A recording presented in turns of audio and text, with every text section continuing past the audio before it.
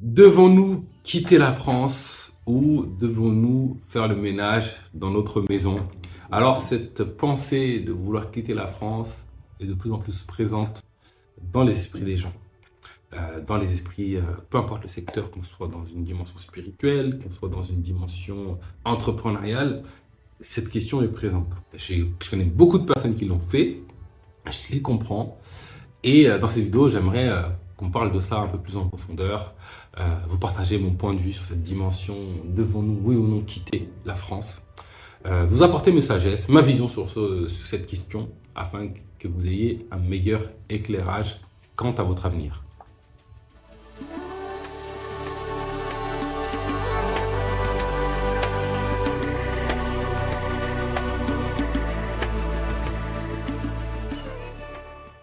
Bonjour et bienvenue dans Enquête spirituelle, la première chaîne qui traite en profondeur des réalités spirituelles. Je m'appelle Bakary Niakate et ici sur cette chaîne, je te parle de connaissance de soi et du divin, car c'est en s'éveillant sur ces questions que nous, l'humanité, allons bâtir un monde meilleur, nous rapprocher du divin et réussir notre passage sur Terre. Donc si toi aussi tu veux grandir intérieurement, si tu veux t'éveiller spirituellement, je t'invite à faire deux choses. Un, tu t'abonnes à la chaîne, tu actives la cloche pour être sûr de ne pas rater les vidéos profondes comme celle-ci que je partage chaque semaine. Et deux, va dans la barre de description et mesure ton niveau de conscience. Tu vas pouvoir y trouver un quiz gratuit dans lequel tu vas pouvoir mieux te connaître, découvrir ton niveau de conscience parmi les 7 niveaux de conscience et surtout, je vais partager tes voies pour que tu puisses grandir en conscience. À l'intérieur, tu auras également accès à un guide complet sur les 7 niveaux de conscience pour que tu puisses comprendre en perspective comment grandir en conscience. Alors fais ce premier pas vers l'éveil. Ça étant dit, rentrons maintenant dans le vif du sujet. Devons-nous, oui ou non, quitter la France? Effectivement, quand on regarde, alors c'est la France, ou alors c'est valable dans plein de pays, hein, mais en France en particulier, où on a une pression fiscale qui est énorme. Ça me rappelle une interview de Will Smith quand un journaliste pose la question: est-ce que tu savais que en France, à partir de 1 million d'euros, tu es taxé à 75%? Après, il dit quoi? 75%? Après, il dit, mais que Dieu bénisse l'Amérique. Moi, s'il faut payer les impôts, ça ne me pose aucun problème. Vous savez qu'en France, cette question était au cœur également de la campagne. Vous savez combien vous auriez eu à payer d'impôts, vous, au-delà de 1 million d'euros? Pas 30%, 75%. Not 30. 75. 75. Ah ouais. Wow, yeah, that's different. Bon, là, c'est That's vrai que c'est pas different. pareil quand même. Yeah, 75. 75%. Well, you know, Wow. God bless America. Bon, bah, que Dieu bénisse les États-Unis. Ok. Il est choqué. Effectivement, on a un taux de taxation mais qui est juste énorme. Donc, c'est pour moi une injustice manifeste. Et donc, celui qui triche, ça va être lui le voleur, ça va être lui qui vole l'État, etc., qui va être tapé du doigt, qui va être redressé fiscalement, etc. Alors que le système d'impôt français est l'un des plus lourds dans le monde. En fait, alors c'est caché derrière une belle image.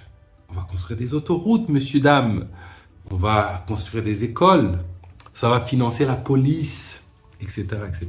On va construire des hôpitaux. Et donc, c'est pour ça qu'on vous taxe à la mort. Alors, on redistribue également aussi. Je me dis, avec le taux d'imposition qu'on a en France, en vrai, est-ce que on ne devrait pas avoir des écoles pavées de marbre, des hôpitaux avec de l'or en parure, des médecins avec un équipement dernier cri ou pas? La réalité, c'est qu'il manque de moyens dans l'école, il manque de moyens dans la police, il manque de moyens dans l'éducation nationale, dans les hôpitaux, il manque des moyens partout, il n'y a plus d'oseille. Alors, où va tout notre argent? Telle est la question. Et donc, il y a cette injustice qui est profonde. C'est-à-dire qu'on nous spoile toutes nos richesses, cachées derrière un beau drapeau de sauver l'humanité, et au final, notre argent est gâché. Le gros de notre argent part en paiement de la dette, et j'en passe, je ne vais pas rentrer dans le détail, je vous invite à faire vos propres recherches. Et donc, l'envie de partir, moi je comprends ceux qui partent, au moins, tu vois, le fruit de mon travail, le fruit de ma transpiration va dans ma poche. Non mais vous ne vous rendez pas compte le nombre d'impôts qu'on a.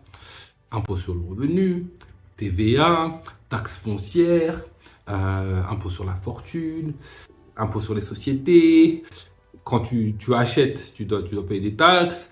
Quand tu hérites d'un bien, tu payes des taxes, etc., etc. Taxe sur taxe sur taxe sur taxe, CSG, CRDS, sans parler de tout ce qui est assurance et cotisation obligatoire, quoi que tu fasses. je peux comprendre qu'on veuille partir pour plus de liberté.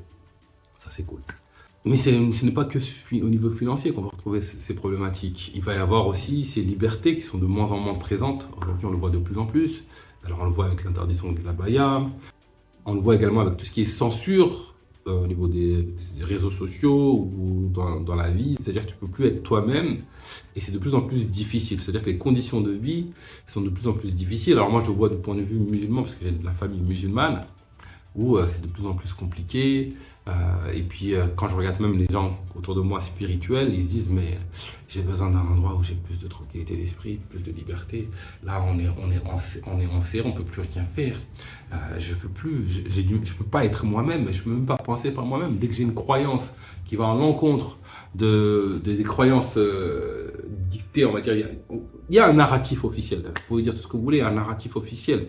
Le narratif officiel, c'est que Dieu le Père, c'est la science. Le narratif officiel, c'est que tout ce qui est expérience mystique, c'est une invention de ton cerveau, ça n'a pas d'existence réelle. Il y a un narratif officiel qui dit il faut aimer ça, détester ça. C'est un dogme, c'est une croyance. Et quand tu sors de cette croyance, tu peux avoir la vie compliquée. C'est-à-dire que rentrer dans une entreprise, c'est compliqué. Passer à la télé, c'est compliqué. Maintenir tes réseaux sociaux, c'est compliqué. Tu te fais marcher dessus, tu te fais écraser. Donc la question du départ, elle est légitime, et toutes les personnes qui commencent à se sentir un peu enfermées, serrées, effectivement, la terre, elle est vaste, pourquoi pas partir ailleurs? Moi, la question que je me pose par rapport à ça, c'est est-ce que le départ n'est pas une forme de fuite de soi-même? C'est-à-dire que nous avons créé cette réalité ensemble. Nous avons notre part de responsabilité sur l'état de la France actuellement, tous, à chacun, dans notre inaction comme dans notre action, dans notre laisser-faire comme dans nos luttes. Et globalement, nous sommes responsables de l'état de notre pays, qui est quelque part notre maison. Et donc moi, quand j'ai une maison qui est catastrophique, qui est cassée de partout, Alors la question c'est, est-ce que le mieux c'est que j'aille ailleurs en bâtir une autre? Ou est-ce que le mieux c'est de reconstruire ma maison? De recommencer par les fondations et de reconstruire ma maison. Alors effectivement, c'est un choix. Mais je pense que dans cette vision du départ, on nommait ce choix-là, cette possibilité-là. Et je crois que quelque part, alors je ne sais pas, peut-être qu'un jour je changerai d'avis, mais aujourd'hui, je me dis, j'ai envie de me placer dans cette posture-là. Je préfère œuvrer pour réparer ma maison plutôt que de fuir ma maison, entre guillemets. Alors ma maison, elle est partout sur la terre en réalité. Et donc, je pense que je peux me sentir bien partout. Et je parle surtout aux personnes qui se sentent bien en France, qui se sentent bien dans cet espace.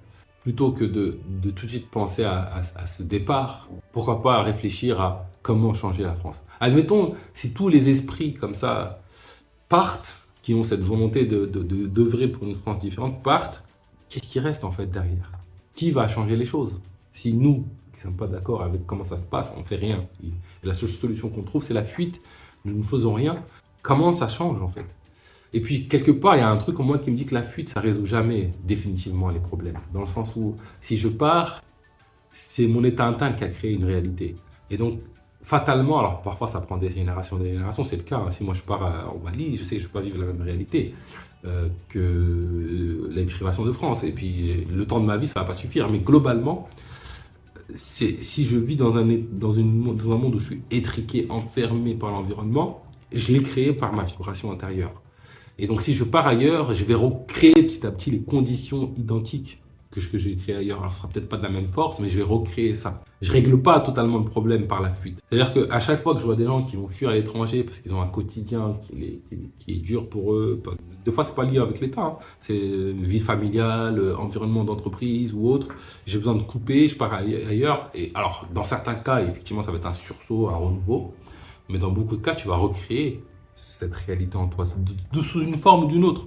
Parce qu'en fait, c'est un voile intérieur, il y a une leçon que tu dois tirer d'une expérience de vie qui fait que tu t'es créé cette réalité.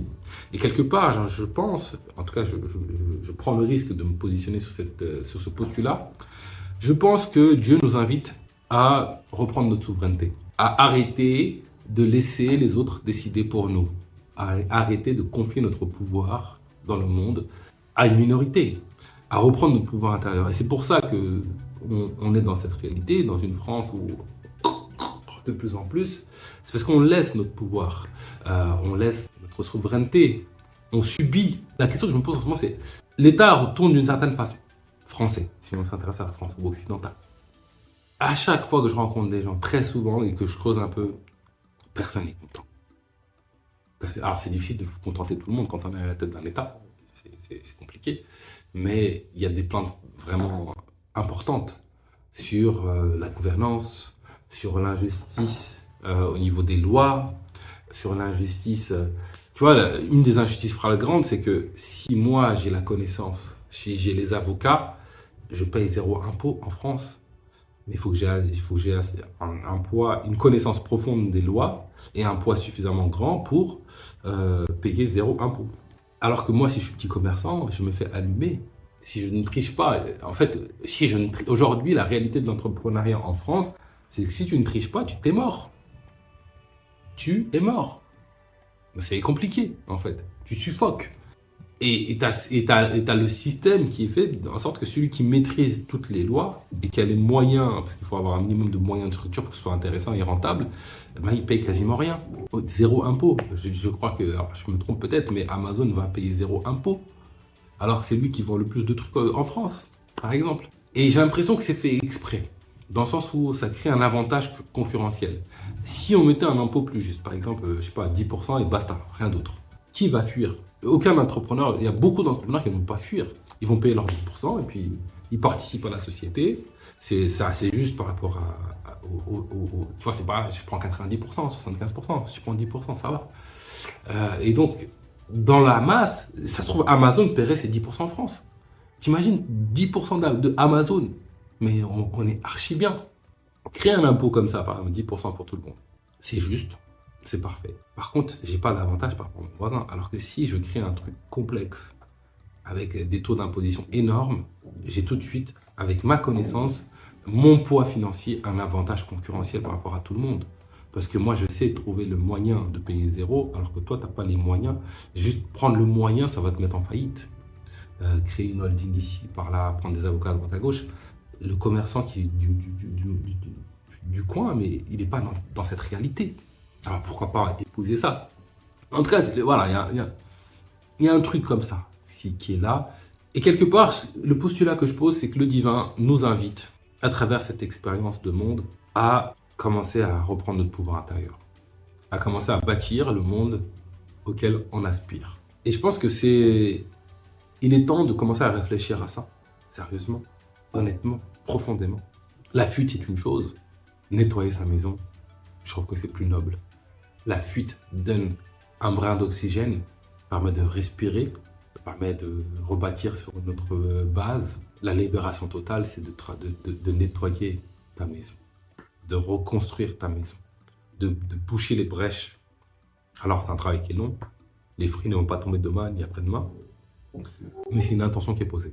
Voilà ce que j'en pense de cette question. Voilà, vous avez mon avis sur cette question. Est-ce que tu peux toi aussi nous partager ton avis en commentaire? Qu'est-ce que tu penses? Devrions-nous quitter la France ou rester en France?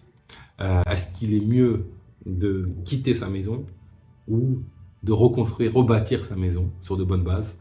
C'est une vraie question spirituelle. Donc j'attends tes réponses que je lirai avec attention. Alors même si je ne réponds pas au tac aux messages, parce qu'il y en a de plus en plus, et d'ailleurs je vous remercie pour vos messages, vos interactions, ça aide beaucoup la chaîne et puis j'aime bien avoir vos retours. Et je prends le temps de lire et je prends le temps d'y répondre. Alors il y a un différé, mais ça vient tôt ou tard. Donc voilà, c'est tout pour aujourd'hui. Mets en commentaire ton avis sur la question. Et je te donne rendez-vous très prochainement pour du nouveau contenu autour de l'éveil spirituel.